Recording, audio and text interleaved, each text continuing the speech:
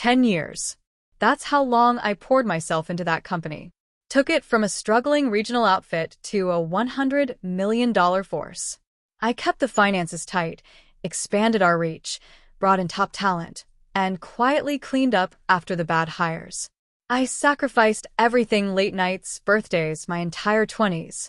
And now, I was being let go by my wife's younger sister, sitting smug at the head of a boardroom table I once ruled, surrounded by people I had personally brought into the fold. "We won't be needing your services anymore," she said, her tone dripping with satisfaction, casting a glance at her boyfriend lounging at the far end. A startup type in his 20s, Logan, who once pitched me a crypto scam dressed up as an app. I didn't react. No expression, no protest. Just a smile. Because I knew tomorrow would change everything. Back when I married into the family, the company was a disaster. No structure, no long-term plan. My father-in-law ran it on gut instincts and favors. It was weighed down by freeloading relatives and yes men. He hesitated to bring me in at first. I wasn't family by blood, but I proved myself. Delivered results. 3 years later, he called me the son he never had. That didn't sit well with Lily, my wife's sister. The supposed heir. She was impulsive, entitled, always a few steps behind. She once sneered that I was nothing more than a walking spreadsheet in a suit. What she meant was, I refused to bankroll her pet projects. I wasn't there to play favorites. I was there to protect the business, even when it meant shielding it from her. Then Logan appeared, slick, ambitious, and full of buzzwords. I saw through him instantly. He didn't care about the company.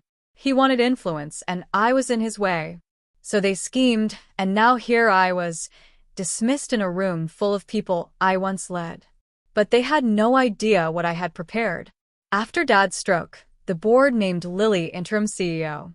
Family politics, legacy expectations, it was bound to get messy. Within a week, she'd reshuffled the leadership. By the second, I was summoned to a strategic realignment meeting. And then came the blade. "Pack your things," she told me. "You've got a day." I nodded, still wearing a smile. What she didn't know, I'd packed long ago. I always sensed this might happen. So I prepared. Quietly. I created a holding company under a friend's name, slowly acquiring critical vendors the company couldn't function without. I even bought the buildings that housed 2 of our key regional branches. Lily assumed the business owned them. She was wrong. I did, personally. After the meeting, I returned to my office. No confrontation, no calls. Just a folder on my desk containing my termination letter, signed and dated 3 weeks before. She'd been planning this well in advance. But so had I. That evening, I stayed behind. Walked the halls one last time. Shook the hand of the night shift manager. Stood before the wall of awards with my name etched into them. On the whiteboard, I left just one word. Congratulations. The next morning, I showed up early, not to plead, just to watch. At 9 a.m., system access across departments failed. Software licenses I owned, revoked. By 9:15, the delivery trucks stopped arriving. The company's new vendor, which happened to be owned by my holding company, now required cash up front, with higher prices. At 10 o'clock, the operations VP burst into Lily's office, furious. That's when I stepped in, uninvited, unshaken. Lily's eyes locked onto mine. "What the hell did you do?" she whispered.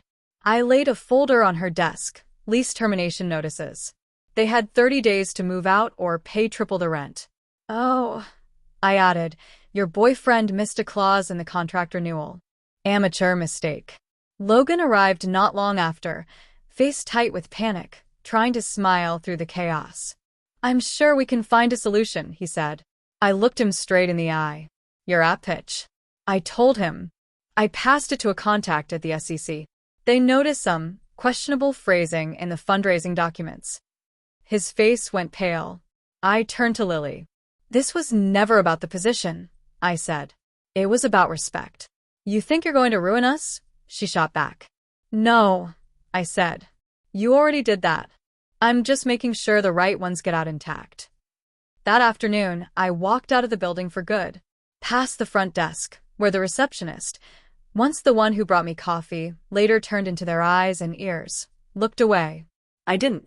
3 weeks later, the company filed for restructuring. Half the board exited.